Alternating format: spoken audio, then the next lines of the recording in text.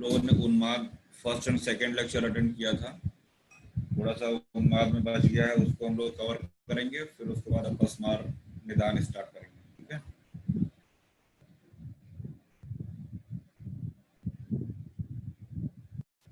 तो हमने आपको बताया था कि उन्माद चिकित्सा में जो योग हैं चरक के, उनका एक ट्रिक है याद करने का, लशुन सिद्ध होकर पिशाच का कल्याण करती है।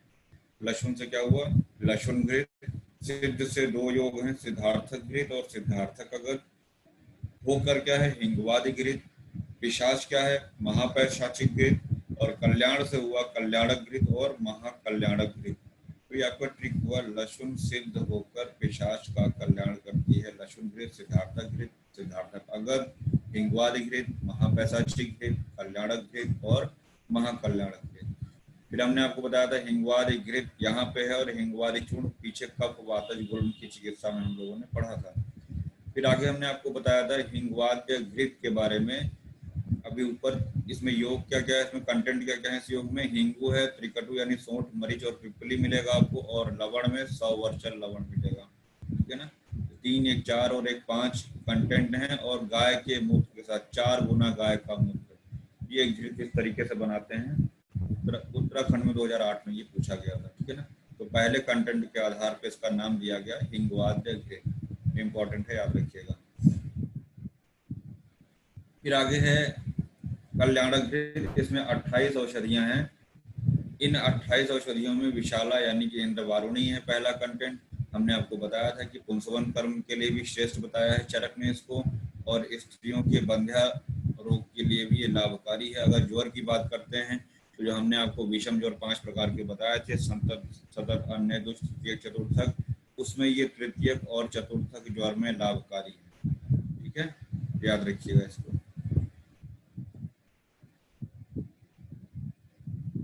और इसमें अगर बात करते हैं जल कितना मिला रहे हैं, तो चतुर्गुण जल, 4 गुना जल मिला रहे हैं इसमें, ये भी आप ध्यान रखिएगा। ठीक है, तो जो जो चीजें हमने आपको बताई वो इम्पोर्टेंट है। कुल 28 कंटेंट हैं इसमें, 28 कंटेंट हैं। और ऐसे ही एक पानी कल्याणक घृत भी है, उसमें भी 28 औषधियां हैं।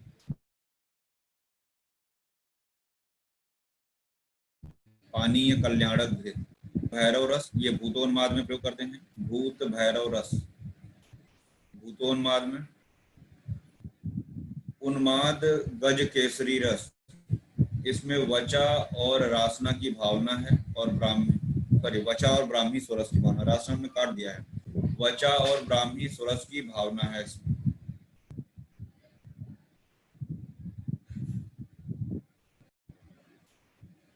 तो उन्माद गज केसरी रस, वचा और ब्राह्मी स्वरस की भावना। फिर अगला है महाकल्याणक घृत, सभी प्रकार के सन्निपात के लिए लाभकारी बताया है इसको, महाकल्याणक घृत। ठीक है ना, फिर महापैशाचिक घृत, हमने आपको बताया था कि पिशाच का कल्याण करती है, तो महापैशाचिक घृत, इसके लिए आया है बुद्धि स्मृति करम चैव बाला नाम च अंग वर्धनम। बुद्धि स्मृति कर है ये महापैशाचिक घृत। और जैसे हम लोगों ने राजक्षमा में, सॉरी, च्यवनप्राश में पढ़ा था, क्षीण छता नाम वृद्धा नाम बाला नाम अंग वर्धनम। ठीक है ना, ये हम लोगों ने कहाँ पढ़ा था, च्यवनप्राश, वहां भी आया था और यहाँ भी आया हुआ है। बस फर्क इतना है, यहाँ पे बुद्धि स्मृति करम है, और वहां पे था क्षीण छता नाम वृद्धा नाम। तो इस तरीके से इसको ऐड कर लीजिएगा, च्यवनप्राश वाला भी, और ये लाइन याद रखिएगा। ठीक है ना, चतुर्थको उन्माद ग्रह अपस्मार नाशनम, यानी कि चतुर्थक वो तृतीयक ज्वर के लिए था कल्याणक घृत, तृतीयक चतुर्थक दोनों के लिए, ये सिर्फ और सिर्फ चतुर्थक ज्वर के लिए बता रहे हैं महापैशाचिक घृत। ठीक है, और उन्माद, ग्रहोन्माद, अपस्मार सभी में ये लाभकारी है। ठीक है,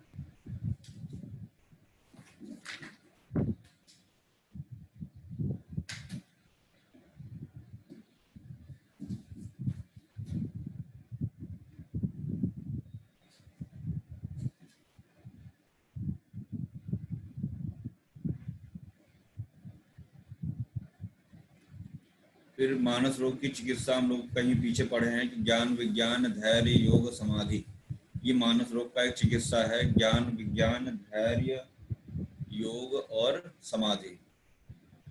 फिर आता है लशुनाद्य घृत, यहीं पे आया है लशुन क्षीर, लशुन क्षीर गुरु में अभी पीछे आपको पढ़ाया था, लशुन क्षीर जो है गुल में पढ़ाया था, और यहाँ पे लशुनादि घृत है जिसमें 100 पल रसोन का प्रयोग, लशुन यानी रसोन, 100 पल रसोन का हरितकी का प्रयोग किया गया है।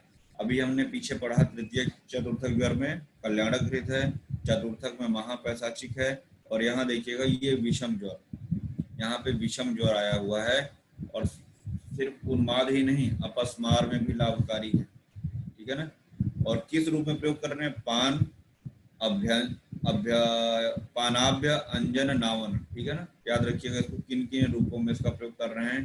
पान यानी पी रहे हैं, अभ्यंग मतलब उसको मालिश कर रहे हैं, अंजन यानी नेत्रों में लगा रहे हैं, और नस्य देने के लिए, नावन का मतलब होता है नस्य। तो 4 रूपों में प्रयोग कर रहे हैं। मैंने ट्रिक क्या लिखा? पान एंड अंजन, P फॉर पान, A for abhyanga, N for नस्य, और अंजन यानी काजल जैसे लगाते हैं, अंजन लगाते हैं, उस तरीके से। ये लशुन घृत जो है, लशुनादि घृत, इसका 4 तरीके से प्रयोग होता है। जिस योग में इस तरीके से दिया रहे किस रूप में प्रयोग करते हैं उसको जरूर याद करिए।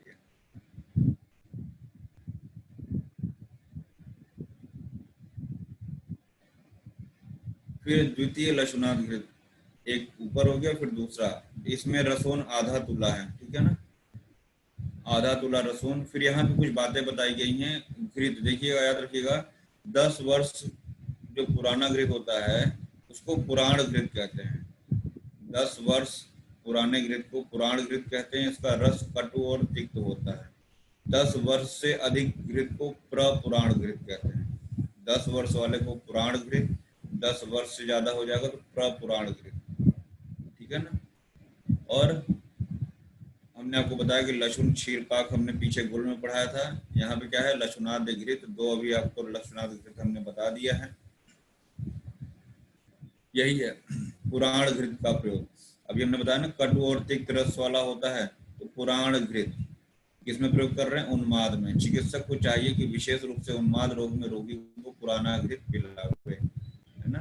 पुराणम च घृतम, याद रखिएगा, 10 वर्ष पुराने घृत को पुराण घृत कहा जाता है।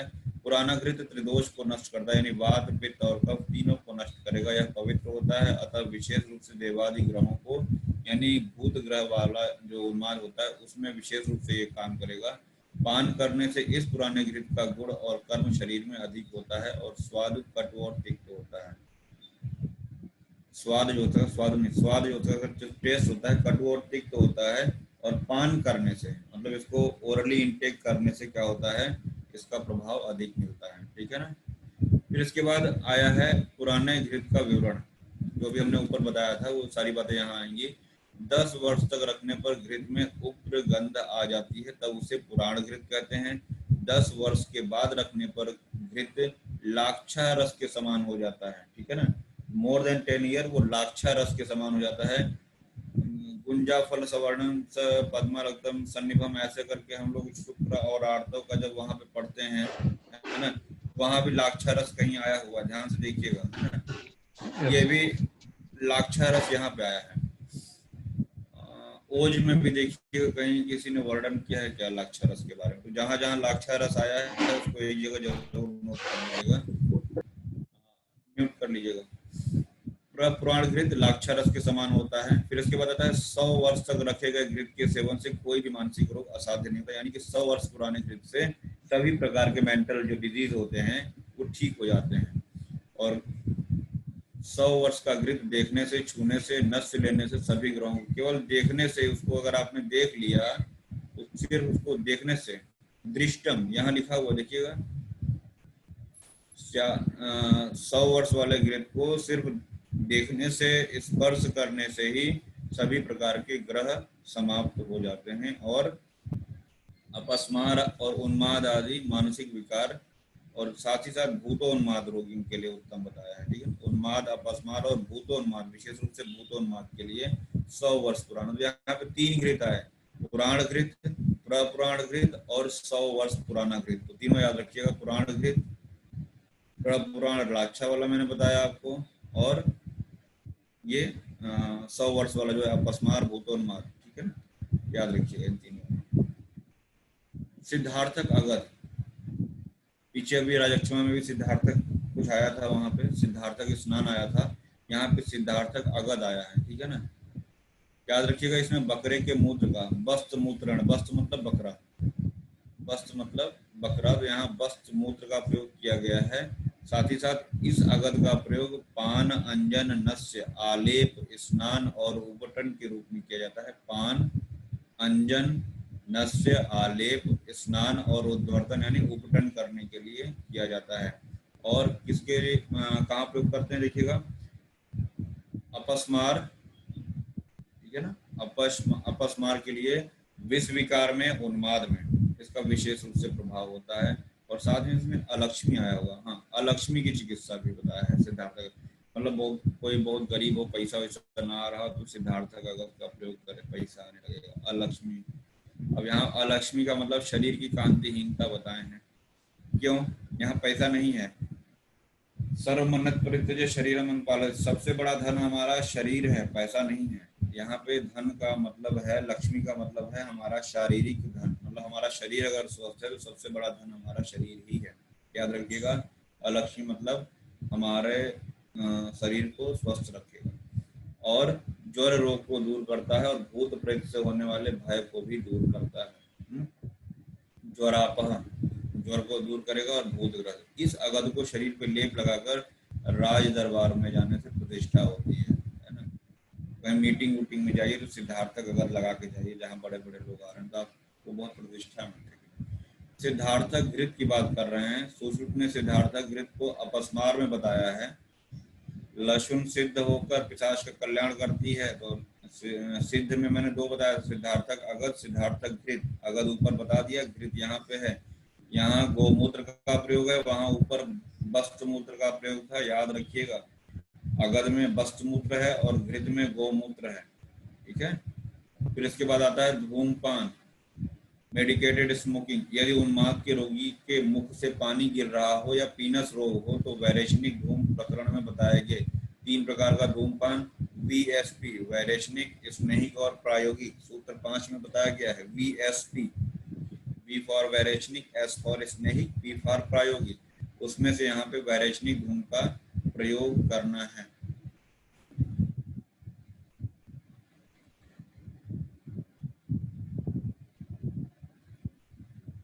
पित्तज उन्माद में क्या क्या करेंगे, पित्तज उन्माद वाले रोगी में तिक्तक घृत, जो कुष्ठ रोग में बताया पीछे, जीवनी घृत अभी वातरक्त में बताएंगे, और मिश्रक स्नेह कहाँ पढ़े थे, कफज गुल्म में बताए थे, शायद गुल्म कुछ रह गया, अभी हम किसी दिन बता देंगे। तो मिश्रक स्नेह, तो मिश्रा जी का जो स्नेह है वो कफज गुल्म में है, गुल्म रोगाधिकार। तो इन तीनों योगों को जो हम लोगों ने पिछले चैप्टरों में या आगे चैप्टर में पढ़ेंगे, तिक्तक घृत, जीवनी घृत और मिश्रक स्नेह, इसका प्रयोग भी पित्तज उन्माद में किया जा सकता है, ठीक है ना।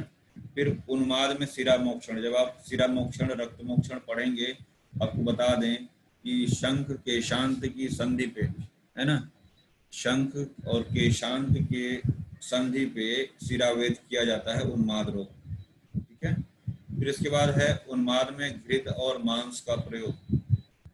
उन्माद में घृत और मांस का प्रयोग, अभी आपने देखा था कि गलत आहार विहार के सेवन से उन्माद हो रहा था, अपवित्र आहार के सेवन से उन्माद हो रहा था। तो यहाँ पे क्या है कि उन्माद में घृत और मांस का, घृत मांस वितरितम, यहाँ हमने लिखा हुआ है उभय विपरीतार्थकारी आहार, वही 18 उपशय अनुपशय वाला, है ना। जैसे वहां पे विष पान करा रहे हैं, विष में, विष चिकित्सा में विष का प्रयोग था उभय विपरीतार्थकारी आहार में, वैसे ही ये भी उभय विपरीतार्थकारी आहार है। ये हम लोगों ने वहां पे प्रकरण में पढ़ा था, विष पान इन विष, औषधि में था वो, और ये आहार है, मांस है तो ये औषधि, सॉरी आहार में आ जाएगा। उभय विपरीतार्थकारी आहार का उदाहरण है, मतलब देखने में लगता है जिन कारणों से हुआ है उन्हीं कारणों का हम पुनः सेवन करा रहे हैं, पर ऐसा है नहीं, वो चिकित्सा है एक तरीके, ठीक है। उपशय अनुपशय की बात कर रहे हैं। उन्माद में घृत और मांस का प्रयोग, आश्वासन चिकित्सा देंगे, उसको समझाएंगे, परेशान मत हो, ठीक हो जाओगे, है ना। और नहीं मानेगा तो उसको कष्ट देंगे, उन्मादी को कष्ट देंगे, सरसों के तेल शरीर लगाकर, ठीक है ना, शयन कराने, केवाश की फली, वही कभी कक्षु जिससे खुजली होती है बहुत, उसको शरीर में स्पर्श कराएंगे, गर्म लोहे से उसको परेशान करेंगे, है ना, तेल या जल से स्पर्श करावें। तो इस तरीके से यहाँ पे ताड़ना, त्रासन, चिकित्सा कल बताए थे, तो उन्माद में ताड़ना भी करते हैं, प्रताड़ना, ताड़ना मतलब प्रताड़ना, तो त्रासन, ताड़ना ये सभी उन्माद में चरक ने बताया है। और अब प्रतिमार्ग चिकित्सा हम लोगों ने पढ़ा था रक्त पित्त में, हमने बताया था कि विपरीत मार्ग से जो चिकित्सा करते हैं उसको प्रतिमार्ग चिकित्सा कहते हैं। जैसे ऊर्ध्व रक्त पित्त में विरेचन करा रहे थे अधो मार्ग से, और अधो रक्त पित्त में ऊर्ध्व मार्ग से वमन कराते हैं, उसको बोल रहे थे हम लोग प्रतिमार्ग चिकित्सा रक्त पित्त में। यहाँ पे आया है प्रतिद्वंद चिकित्सा। प्रतिद्वंद चिकित्सा उन्माद में है। यदि काम, शोक, भय, क्रोध, हर्ष, ईर्ष्या और लोभ के अत्यंत वशीभूत हो जाने से उन्माद रोग हो गया हो तो परस्पर विरोधी इन्हीं को उत्पन्न कराकर उन्माद को शांत करना चाहिए। ठीक है, ये हुआ प्रतिद्वंद चिकित्सा उन्माद।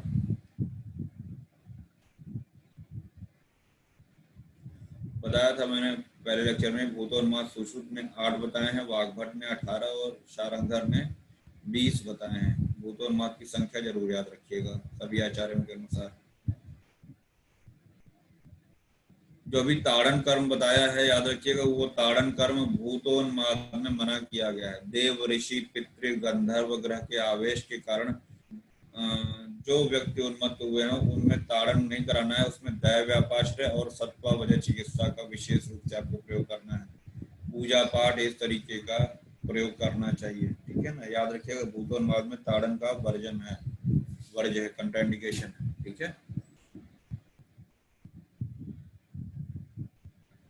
ये देखिए भूतोन्माद में दैव्यापाश्रय चिकित्सा मोस्ट इंपॉर्टेंट है, क्वेश्चन आया हुआ है। भूतोन्माद में दैव्यापाश्रय चिकित्सा का। उन्माद में रुद्र की पूजा, ज्वर में विष्णु सहस्त्र नाम था और यहाँ पे उन्माद में रुद्र की पूजा है। ठीक है, रुद्र शिव जी को कहते हैं, तो उन्माद में रुद्र की पूजा करते हैं, याद रखिए। उन्माद और अपस्मार में चिकित्सा साम्य। अब आपको बता दें कि ज्यादातर उन्माद की चिकित्सा अपस्मार में भी प्रयोग की जा सकती है, उसका कारण यहाँ पे चरक ने बताया है।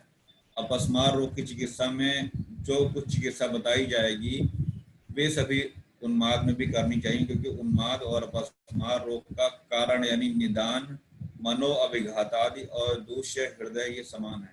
कारण वहाँ क्या था उन्माद में, बुद्धिर्निवासम हृदय प्रदूष्य, ऐसा ही कुछ अपस्मार में भी होता है। ठीक है ना, तो कारण, मनो अभिघातादि और दूष्य जो हृदय है वो दोनों उन्माद और अपस्मार में एक जैसा है। सामान्यात हेतु दूष्यो, ये इंपॉर्टेंट लाइन है, सामान्यात हेतु दूष्यो, इस कारण से उन्माद और अपस्मार की चिकित्सा एक जैसी है। यहाँ एक मैंने योग लिखा हुआ है, चतुर्भुज रस, इसमें कुछ कंटेंट यहाँ लिखे हैं मैंने। रस सिंदूर है, स्वर्ण भस्म पड़ा हुआ है इसमें, मनशिला है, कस्तूरी है, हरताल है, एरंड तेल इसमें पड़ा हुआ है, और भावना इसमें एलोवेरा यानी घृत कुमारी स्वरस की है। ये चतुर्भुज रस उन्माद में प्रयोग किया जाता है। यहाँ था तो हमने आपको बता दिया। अभी जो ऊपर घृत और मांस का प्रयोग हमने बताया था ना,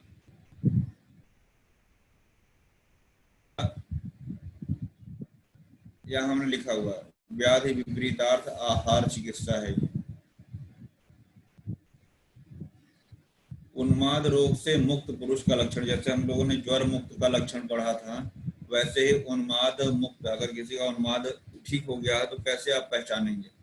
इंद्रिय, इंद्रियों के विषय, बुद्धि, आत्मा, मन की प्रसन्नता और धातुओं का अपनी प्रकृति की अवस्था में आ जाना, ये उन्माद रोग से मुक्ति प्राप्त हुए पुरुष के लक्षण हैं। प्रसादश्च इंद्रियार्थानां बुद्धि आत्म मनसाम तथा धातु नाम प्रकृतिस्थम विगतो उन्माद लक्षणम। सिर्फ यहाँ पे इंद्रियों को या मन को या आत्मा की बात नहीं कर रहे हैं। उन्माद रोग से जो मुक्त पुरुष का लक्षण है उसमें शारीरिक दोष यानी कि धातुओं की बात भी कर रहे हैं साम्य अवस्था में आने की, और दोषों के साम्य अवस्था में आने की भी बात कर रहे हैं। यानी जो हम लोग पढ़ते हैं ना, सम दोष समाग्निश्च सम धातु मलक, प्रसन्न आत्म इंद्रिय मन स्वस्थ इत्य विद्यते, ये सारे लक्षण यहाँ पे एक तरीके से आ जाते हैं। ये उन्माद रोग से मुक्त पुरुष का लक्षण यहाँ पे है। सुश्रुत ने उन्माद में कल्याणक घृत, महाकल्याणक घृत और फल घृत, उन्होंने फल घृत अलग से बताया है, याद रखिएगा। सुश्रुत का फल घृत उन्माद में बताया। वैसे फल घृत जो होता है वो बंध्या सुत प्रदम भी आया है फल घृत के लिए, बंध्या सुत प्रदम, फल घृत बंध्या सुत प्रदम, बंध्या सुत प्रदम। ये चैप्टर जो है उन्माद का, चरक प्रति संस्कृत दृढ़ बल पूरी है, यानी इस चैप्टर को दृढ़ बल ने पूरा किया है। देखिए मैंने मार्क किया है, यानी इस चैप्टर में दृढ़ बल का योगदान है। हमने आपको पहले लेक्चर में बताया था दृढ़ बल ने कौन कौन से चैप्टर में हाथ लगाया है। ये भी चैप्टर है जिसमें दृढ़ बल का योगदान है। सुश्रुत के अनुसार उन्माद के शांत हो जाने पर स्नेह बस्ती का प्रयोग किया जाता है। ठीक है, सुश्रुत के अनुसार उन्माद के शांत हो जाने पर स्नेह बस्ती का प्रयोग करेंगे। कुछ यहाँ पे और भी योग हैं, शिवा घृत, शिवा तैल, उन्माद गज केसरी रस। उन्माद गज केसरी रस का कंटेंट लिखा हुआ है, पारद है, गंधक है, मनाशिला है, धतूरा बीज है, ये सभी संभाग मिलेंगे। और इसमें भावना भी पहले भी आया था, वचा और ब्राह्मी स्वरस, है ना। और इसका अनुपान क्या है, गोघृत है। उन्माद गज केसरी रस का अनुपान गोघृत है। और थोड़ा सा आगे बढ़ते हैं हम लोग, यहाँ पे उन्माद समाप्त हो रहा है। अगला आपका अध्याय है अपस्मार, तो हम लोग चलते हैं अपस्मार की ओर। तो नेक्स्ट चैप्टर इज अपस्मार, ये भी मानसिक व्याधि है। तो यहाँ पे देखिए सबसे पहली बात आया है अपगता स्मृति इति अपस्मारः, विमर्श में ही आया हुआ है अपगता स्मृति रीति अपस्मारः। तो लिख लीजिएगा, स्मृति के नाश को अपस्मार कहते हैं, स्मृति के नाश को अपस्मार कहते हैं, स्मृति के नाश को अपस्मार कहते हैं। अभी आएगा आगे तो बताएंगे आपको। स्मृतिर अपगमम प्राहुर अपस्मारम भिषग्विधः तमः प्रवेशम विभत्स चेष्टम धी सत्व संप्लवात्। ठीक है ना, अभी आएगा, चाहे तो यहाँ लिख सकते हैं लेकिन आप लिख नहीं पाएंगे, अभी आगे आएगा तो हम बताएंगे, अभी आ रहा। ठीक है ना, फिलहाल इतना याद रखिएगा, अपगता स्मृति अपस्मारः। ठीक है, याद रखिएगा इसको। फिर यहाँ पे आया है कि श्वास कास और विलंबिका को दुर्निवार व्याधि कहा गया है, श्वास कास विलंबिका को दुर्निवार व्याधि कहा गया है। ठीक है ना, चरक ने हलीमक को महाव्याधि कहा है, सुश्रुत ने श्वास और अपस्मार को महाव्याधि कहा है। सुश्रुत ने हलीमक, जो अभी पांडु चिकित्सा में हम लोग आगे पढ़ेंगे, तो उस हलीमक को इन्होंने महाव्याधि कहा है चरक ने, और सुश्रुत ने जो है श्वास और अपस्मार को महाव्याधि कहा है। साथ ही साथ ये भी याद रखिए, श्वास कास विलंबिका ये दुर्निवार है। फिर बात करते हैं, कोई भी आचार्य हो, सभी ने अपस्मार के 4 ही भेद बताए हैं। सभी के अनुसार अपस्मार को 4 प्रकार का बताया गया है, और मॉडर्न में कंपेयर करेंगे तो उसको एपिलेप्सी से कोरिलेट किया जा सकता है। ठीक है ना,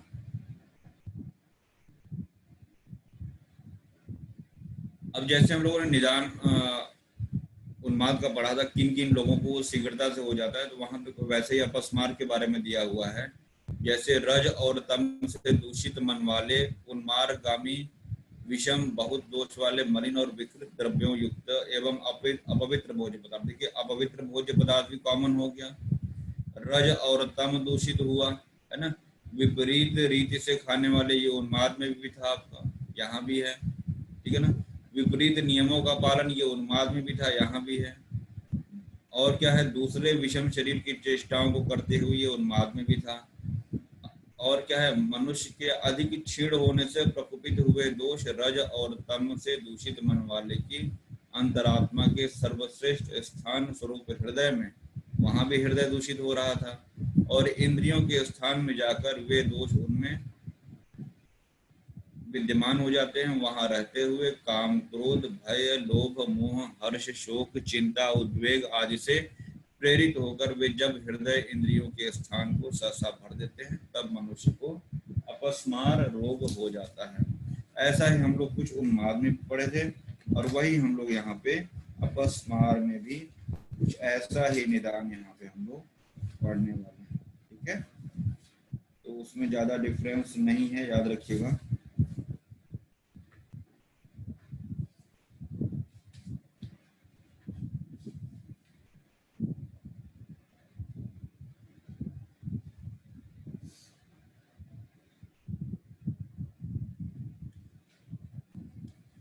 लिख लीजिएगा, कुछ पॉइंट लिखा रहे हैं। अपस्मार निरुक्ति, अपस्मार निरुक्ति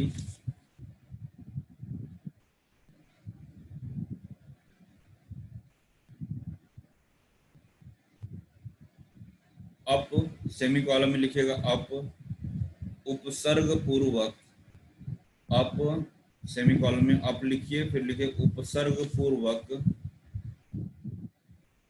अप उपसर्ग पूर्वक स्मृ स्मरणे, एक साथ रहेगा, आधा स ममेरी, स्मृ स्मरणे, स्मृ स्मरणे धातु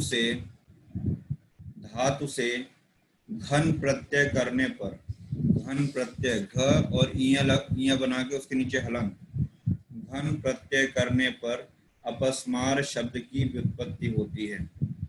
रिपीट कर रहे हैं, अपस्मार अप उपसर्ग पूर्वक स्मृ स्मरणे धातु से घन प्रत्यय करने पर अपस्मार शब्द की निरुक्ति होती है या व्युत्पत्ति होती है। जिस व्याधि में स्मरण शक्ति का लोप हो जाता है,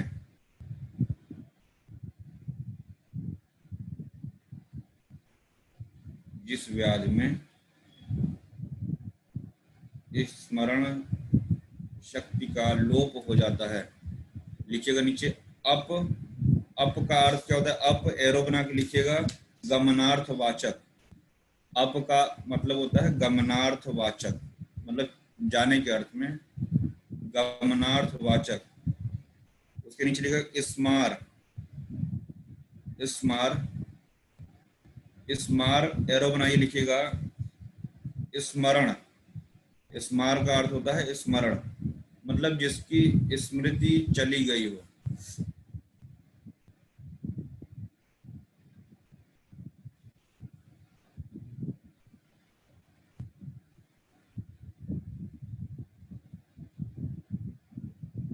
फिर लिखिएगा नेक्स्ट लाइन, अपगतः स्मारो यस्मिन, अपगतः, अपगतः स्मारो, अपगतः स्मारो यस्मिन, न में हलंत लगा दीजिएगा, यस्मिन रोगे, यस्मिन रोगे सो अपस्मारः, यस्मिन रोगे सो अपस्मारः, अपगतः स्मारो यस्मिन रोगे सो अपस्मारः। ये डल्हण की लाइन है, डल्हण।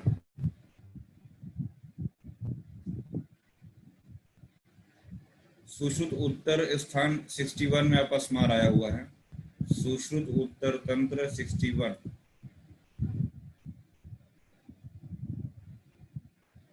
फिर अगली लाइन लिखिएगा, आचार्य चरक के अनुसार, आचार्य चरक के अनुसार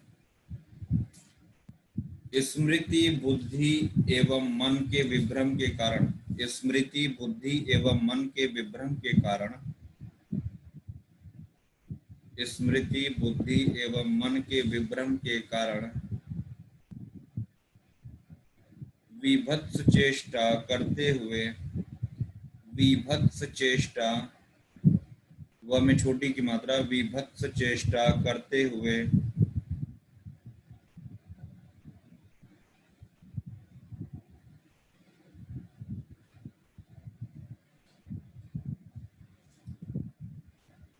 अंधकार में डूबते हुए की प्रतीति होने को, अंधकार में डूबते हुए की प्रतीति होने को अपस्मार कहते हैं।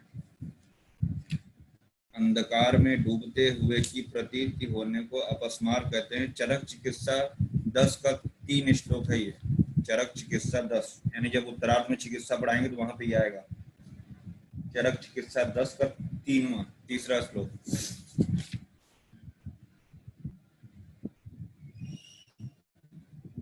फिर लिखिएगा संप्राप्ति चक्र। संप्राप्ति चक्र स्क्रीन पे दिखा देंगे तो बनाओगे नहीं, कम से कम ऐसे लिख लो, इसी बहाने हमको पता है उन्माद में हमने दिखा दिया, आपने लिखा नहीं होगा। संप्राप्ति चक्र लिखिएगा शारीर दोष प्रकोपक एवं मानस मनोदोष प्रकोपक, शारीर दोष प्रकोपक एवं मनोदोष प्रकोपक विविध प्रकार के निदान का सेवन। शरीर दोष प्रकोपक एवं मनोदोष यानी रज तम प्रकोपक विविध प्रकार के निदान का सेवन।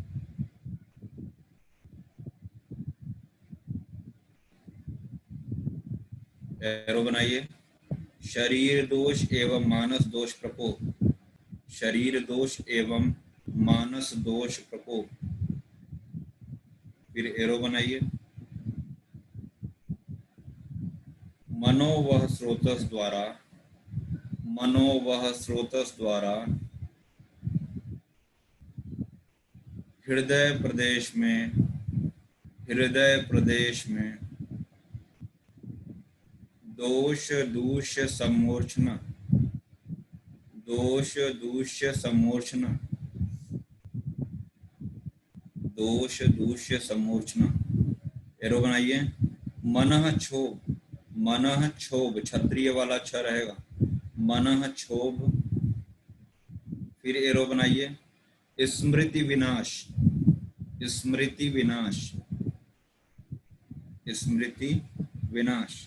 फिर एरो बनाइए। तमः प्रवेश एवं विभत्स चेष्टा युक्त आवेग, तमः प्रवेश जैसे अंधकार में प्रवेश कर रहा है, सब अंधेरा अंधेरा सा लगेगा। तमः प्रवेश एवं विभत्स चेष्टा, विभत्स चेष्टा युक्त आवेग, जैसे हाथ पैर देखा होगा जी, किसी को एपिलेप्सी आता है जैसा आप देखते हैं, वही विभत्स चेष्टा है। विभत्स चेष्टा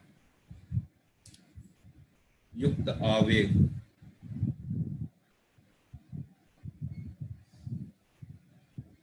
तो निदान जैसे अभी आपके सामने स्क्रीन पे चल रहा है, कुछ और आपको बता दें। जैसे अभी तो आपने पढ़ा आपको अहितकर अपवित्र संयोग विरुद्ध आहार का निरंतर सेवन, ठीक है ना, विधि अथवा नियम विरुद्ध आहार का सेवन। तो ये तो हुआ आहार जन्य निदान। विहार जन्य क्या है? अधारणी वेगों को धारण करना, रजस्वला स्त्री के साथ व्यवहार में। फिर विषम तंत्र प्रयोग, सदवृत्त पालन न करना, है ना।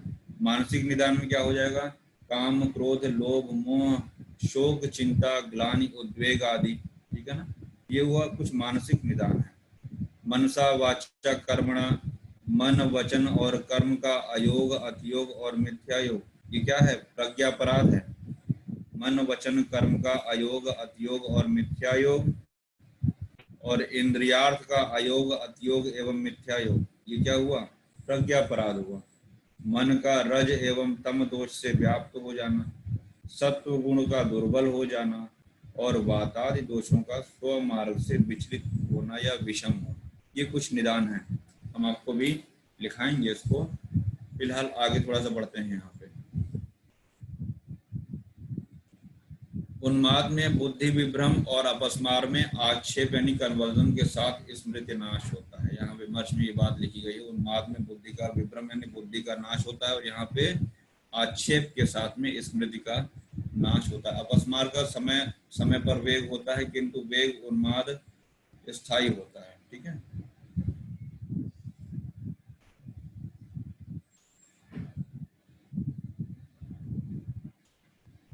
पूरी कहानी यहाँ लिखी गई है, कैसे शिव जी के क्रोध से ज्वर हुआ, फिर कैसे रक्तपित्त हुआ, फिर कैसे गुल्म हुआ, है ना।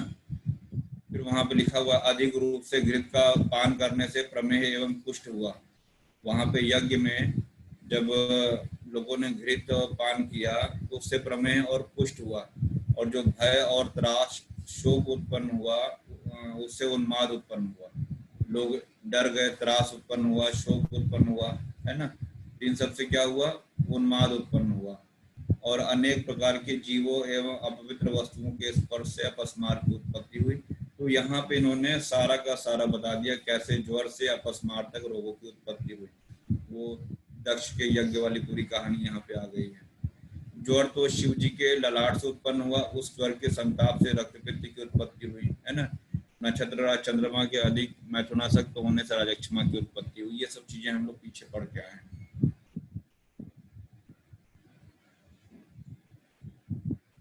अपस्मार वात से, पित्त से, कफ से और सन्निपात से होता है। सन्निपात वाला यहाँ भी असाध्य है, जैसे हर जगह रहता है ना।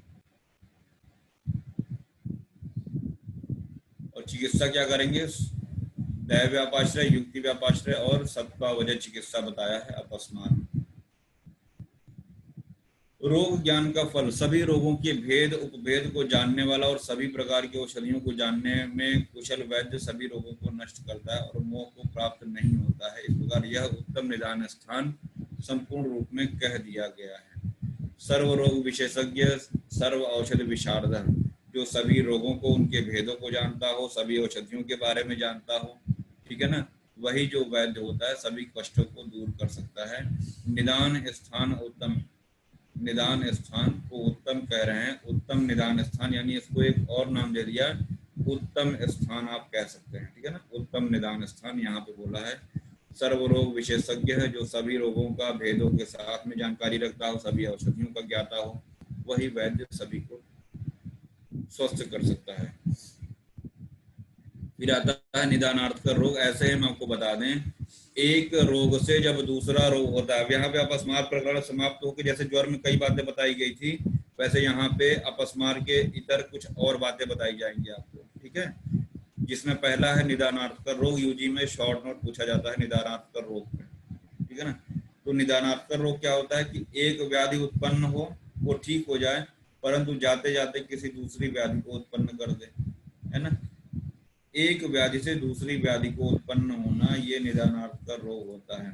मतलब एक रोग दूसरे रोग का निदान हो जाए। एक रोग भी अन्य रोग की उत्पत्ति का कारण होता है, जैसे ज्वर के संताप से रक्तपित्त का होना, रक्तपित्त से ज्वर की उत्पत्ति होती है, रक्तपित्त एवं ज्वर दोनों से यक्ष्मा की उत्पत्ति होती है। प्लीहा के बढ़ जाने पर यानी स्प्लीनोमेगैली होने से उदर रोग, और उदर रोग से शोथ होता है।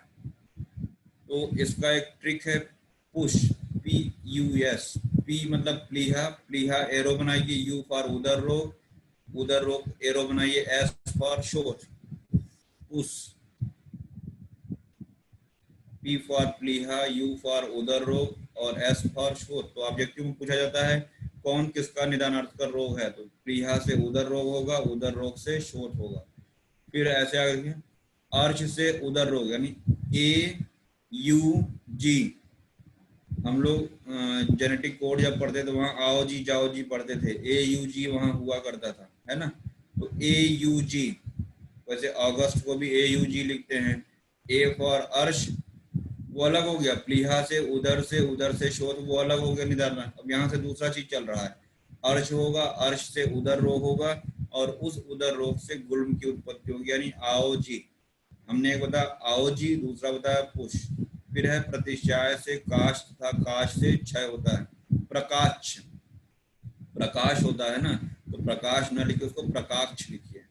प्रकाक्ष, क्षत्रिय वाला छ।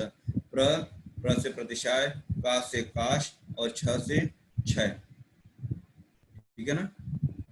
प्रकाक्ष, हमने आपको 3 ट्रिक बताया, प्रकाक्ष, आओजी, अर्श, उदर रोग और गुल्म, और तीसरा क्या होता है पुष, प्लीहा से उदर, उदर से शोथ। तो ये निदानार्थ का रोग याद रखिएगा, एक व्याधि से दूसरी व्याधि का होना, ठीक है ना।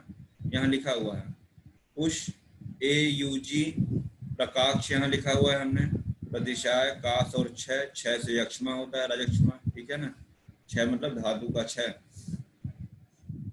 रक्तपित्त से ज्वर होगा, ज्वर से रक्तपित्त, दोनों हमने केमिस्ट्री वाला रिवर्सिबिलिटी साइन बनाया है। रक्तपित्त से ज्वर हो सकता है, ज्वर से रक्तपित्त, ये दोनों एक दूसरे से हो सकते हैं। और रक्तपित्त और ज्वर से राजक्षमा होता है, रक्तपित्त और ज्वर से यक्ष्मा भी होता है, ये याद रखिएगा। निदानास्कर रोग के संदर्भ में सुश्रुत में एक शब्द आया है क्रियाशंकर, क्रियाशंकर सुश्रुत सूत्र 35 में, ठीक है ना। इस प्रकार ज्वरादि रोग एक अर्थ करने वाले अर्थात रोग रूप में स्वतंत्र रहने वाले और दोनों अर्थ करने वाले अर्थात स्वतंत्र रूप से रोग रूप में रहने वाले दूसरे रोग को उत्पन्न करने वाले देखे जाते हैं। ऐसा भी होता है कि वो व्याधि बनी रहे और एक नई व्याधि को भी उत्पन्न कर दे, या ऐसा भी होता है कि पहले वाली व्याधि ठीक हो जाए और नई व्याधि को उत्पन्न कर दे, है ना। इस प्रकार मनुष्य में रोगों के मिश्रण चिकित्सा के शुद्ध न होने के कारण एक रोग दूसरे रोग के उत्पादन होने के कारण अधिक कष्टकारी देखे जाते हैं। यानी एक तो बेचारा ठीक हुआ नहीं, दूसरे को भी उत्पन्न कर देगा, ठीक है ना। याद रखिएगा, अब जो श्लोक मैं बोलने जा रहा हूँ बच्चा मोस्ट मोस्ट मोस्ट इम्पोर्टेंट है, यही है आदर्श चिकित्सा की परिभाषा अपस्मार निदान में चरक ने बताई है, ठीक, याद रखिएगा। और चिकित्सा की परिभाषा सूत्र 16 में बताई है, या भी क्रिया भी जायन्ते शरीरे धातुवा समा। ध्यान से सुन लो, एक हमने यहाँ पे सूत्र 9 भी लिखा हुआ है। सूत्र 9 में चतुर्णाम भिषगादि नाम चारों जो चिकित्सा के 4 पाद हैं उनका सम्यक रूप से मतलब उपस्थित रहने पे जो चिकित्सक के द्वारा स्वस्थ रखने का जो प्रयास किया जाता है, वहाँ एक प्रवृत्ति शब्द आया है। प्रवृत्ति मतलब आता है, सूत्र 9 की बात कर रहे हैं जहाँ पे 4 पाद चिकित्सा के बताए हैं, तो प्रवृत्ति का मतलब होता है कि आप गारंटी नहीं ले सकते हैं कि ठीक करेंगे, प्रयास जो प्रवृत्ति होती है वैद्य की, उसी को चिकित्सा का है। वो परिभाषा पढ़िएगा सूत्र 9 की, चतुर्णाम भिषगादि नाम ऐसे करके श्लोक है वहां पे। फिर सूत्र 16 में एक श्लोक आया है चिकित्सा की, या भी क्रिया भी जायन्ते शरीरे धातुवा समा, ठीक है ना। जिन जिन प्रयोगों के द्वारा, या भी क्रिया भी जिन क्रियाओं के द्वारा शरीर की धातुएं साम्य अवस्था में आती हैं, वही चिकित्सा श्रेष्ठ है। श्रेष्ठ नहीं, वही चिकित्सा है। लेकिन श्रेष्ठ चिकित्सा की अगर बात करते हैं, आदर्श चिकित्सा की बात करते हैं, तो अपस्मार निदान में यहाँ पे बताया है क्या, प्रयोग शमेद व्याधि यो अन्यम न उदीर्यते उदीरेत नासो विशुद्ध शुद्धस्तु शमयेदो न कोपयेत। आप जानते हैं औषधि या ट्रीटमेंट पैथी वही सही है जो एक बीमारी को ठीक करे परंतु नई व्याधि को उत्पन्न न करे, कॉम्प्लिकेशन न हो, दवा का मेडिसिन का कॉम्प्लिकेशन न हो, वही श्रेष्ठ चिकित्सा है। तो वही का प्रयोग शमयद व्याधि, व्याधि की चिकित्सा में प्रयोग करते समय यो अन्यम न उदीरेत, किसी अन्य व्याधि को न उत्पन्न कर दे, है ना। जो अन्य व्याधि को उत्पन्न न कर दे वह शुद्ध, यहाँ करें जो अन्य व्याधि को उत्पन्न कर दे। जो चिकित्सा का प्रयोग एक रोग को शांत करे किंतु दूसरे रोग को उत्पन्न करे वह शुद्ध नहीं है। प्रयोग शमयद व्याधि हो अन्य उदीरेत, अन्य को उत्पन्न कर दे। ध्यान से सुनिएगा, जो अन्य व्याधि को उत्पन्न कर दे वह शुद्ध चिकित्सा नहीं है। शुद्धस्तु, शुद्ध क्या है, शमयदो न, खुद तो एक दोष का शमन कर दे, दोषों का शमन कर दे, रोग को शांत कर दे, परंतु दूसरे रोग को उत्पन्न न करे, दूसरे अन्य दोषों को उपित न कर दे, व्याधि को नई व्याधि को उत्पन्न न कर दे। ये जो लाइन आपके सामने है चरक का, ये भी बहुत इंपॉर्टेंट लाइन है। आदर्श चिकित्सा है, आप कई जगह इसको यूज कर सकते हैं। हमने आपको राजक्षमा भी ऐसे श्लोक बताया है, सर्वमन्नत परित्यज्य शरीरम अनुपालित, और एक ये वाला श्लोक, दोनों बहुत इंपॉर्टेंट है। तो चिकित्सा प्रकरण में हमने आपको 2 श्लोक बताया, क्या, एक या भी क्रिया भी जानते चरक सूत्र 16 वाला, सूत्र 9 वाला चतुर्णाम भिषगादि नाम, वो चिकित्सा की परिभाषा वो भी है, और एक हमने आपको आदर्श चिकित्सा अपस्मार निदान का बताया। व्याधि और चिकित्सा का, वैसे तो अनेक व्याधि की एक शांति अर्थात चिकित्सा और एक व्याधि की एक ही चिकित्सा होती है। आपने देखा होगा एक ही औषधि कई रोगों की चिकित्सा कर सकती है, एक औषधि कई रोगों की चिकित्सा कर सकती है। एक शांति रहने एकस्य ऐसा करके आया है, थोड़ा सा ब्लड है, दोबारा भेजेंगे इसको। वैसे अनेक व्याधियों की एक चिकित्सा होती है ना, कई व्याधियों की एक ही चिकित्सा। जैसे आपने देखा होगा संजीवनी वटी, है ना, अजीर्ण में भी देते हैं उसको, ज्वर में भी देते हैं, विष चिकित्सा में भी देते हैं, है ना। तो एक औषधि कई रोगों में प्रयोग कर सकते हैं, और एक व्याधि की एक ही चिकित्सा एवं एक व्याधि की अनेक चिकित्साएं भी हो सकती है। भाई एक ही डिजीज में हम कई औषधियों का प्रयोग कर सकते हैं, करते भी हैं, और एक ही औषधि को कई बीमारी में प्रयोग करते हैं, वही यहाँ पे बताया है। तो इसमें कुछ नई बात नहीं है। रेफरेंस याद रखिएगा। जैसे यहाँ पे प्रशस्त चिकित्सा की परिभाषा आई थी अपस्मार में, वैसे सुश्रुत में सूत्र 35 में आया है, या उदीर्णम शमयति नान्यम व्याधि करोति च सा क्रिया न तु या व्याधि हरतम न उदीरेत। वही चीज यहाँ भी अन्य उदीरेत, हरते अन्य उदीरेत। सुश्रुत ने भी ऐसा ही चरक को फॉलो करते हुए बताया है। श्रेष्ठ चिकित्सा कौन सी है? जो अन्य व्याधि को उत्पन्न न करे। सुश्रुत ने भी उसी पे फोकस किया है। ठीक है,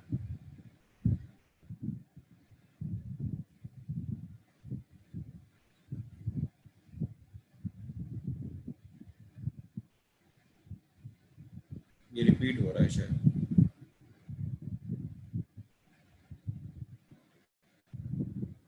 सब हम बता चुके हैं।